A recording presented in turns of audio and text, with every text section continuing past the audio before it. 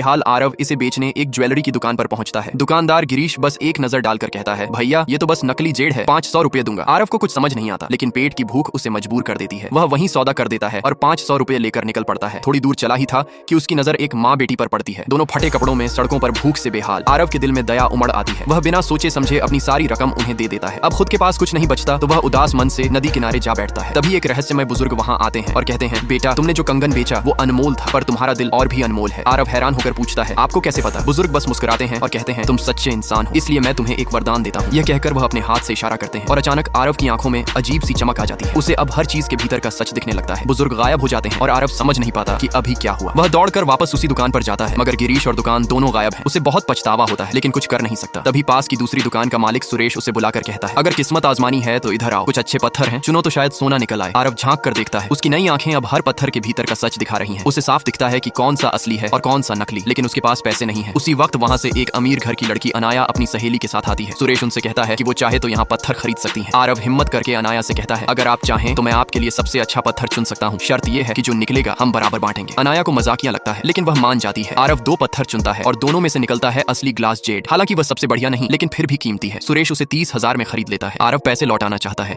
मगर अनाया मुस्कुराकर कहती है, रख लीजिए, आप इसके हकदार हैं, और चली जाती है। थोड़ी देर बाद आरव का दोस्त विवेक आता है और कहता है, भाई तू तो छुपा रुस्तम निकला, तूने तो शहर की सबसे बड़ी बिजनेस फैमिली की बेटी अनाया को भी इंप्रेस कर लिया। आरव हंसते हुए कहता है, कुछ नहीं, बस किस्मत थी। विवेक उसे साथ लेकर एक शानदार जेड शोरूम में पहुंचता है। वहां का मालिक मिश्रा उन्हें तुच्छ समझता है, सोचता है ये कुछ खरीदने की औकात नहीं रखते। लेकिन जब विवेक बताता है कि आरव को जेड की पहचान है तो मिश्रा चाल चलने की सोचता है। वह एक पत्थर लाता है जो ऊपर से बिल्कुल असली लगता है। आरव अपनी जादुई नजर से देखता है, पत्थर के भीतर नकली हरा रंग चिपका हुआ है। वह तुरंत मिश्रा की चाल पकड़ लेता है और कहता है, इतना बड़ा व्यापारी होकर आप लोगों को धोखा देते हैं। मिश्रा शर्मिंदा होकर माफी मांगता है और आरव को ऊपर की मंजिल पर ले जाकर कहता है, अब जो चाहे चुन लो, असली माल है। आरव 2 पत्थर चुनता है और दोनों में से निकलता है शीर्ष श्रेणी का ग्लास जेड। मिश्रा प्रभावित होकर 50 लाख रुपए देकर माल खरीदता है और आरव को उसी रात एक नीलामी समारोह का निमंत्रण देता है। शाम को आरव वहां पहुंचता है और सबसे पहले प्रदर्शित वस्तु देखकर दंग रह जाता है। वह वही कंगन था जिसे उसने 500 में बेच दिया था। उसे एहसास होता है कि अब तक उसे जिसने ठगा था वही दुकानदार गिरीश अब नीलामी में बैठा है। अनाया भी उसी समारोह में मौजूद होती है। वह समझती है कि आरव उस कंगन को चाहता है और बिना सोचे 1,20,000